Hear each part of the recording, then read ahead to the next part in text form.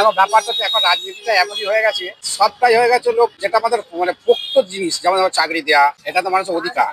কিন্তু এখন সব হচ্ছে ভাতা system। এই যে সব পাইয়ে দেওয়া রাজনীতি, এখন আবার একটা ঘোষণা করেছে যুবদের নাকি 40 মানে বছরের পর্যন্ত টাকা দেবে একটা, সেই টাকাটা হচ্ছে 1,500 টাকা করে হাত খরচা। একটা ছেলে হাত খরচা যখনই পাবে, সে তো পড়ার দিকে তো অনেক ম্যাক্সিমাম ছেলে তো মনে হয় পড়ার থেকে তো ওই বিড়ি সিগারেট খেতেই চলে যাবে পয়সা, মোবাইলে রিচার্জ করবে, আসল পড়াটা করবে কখন? এই ধরনের করে তো নষ্ট করে দিচ্ছে।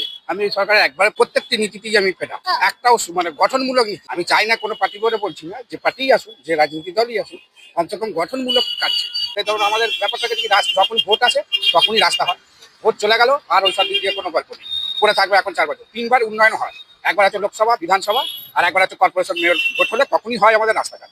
বিজেপি ব্যাপারটা হচ্ছে আমাদের এরিয়া এখানেতে পারবে কি না পারবে না, চান্স তো দিতে হবে। বিরোধী শক্তি হিসেবে একটাই আছে বিজেপি, পারুক না পারুক তো পরের প্রশ্ন, চান্স তো দেওয়া দরকার। আমি যদি পরীক্ষায় বসি তারপর তো আমি পাস ফেলের গল্পটা শুনি, তাকে তো 5 বছর দেওয়া হোক না, নেতৃত্ব তো রাজ্যে রয়েছে আমাদের। আর এই রাজ্যতে না থাকার কি আছে, আমার তো মতে বিলকুল আসা উচিত।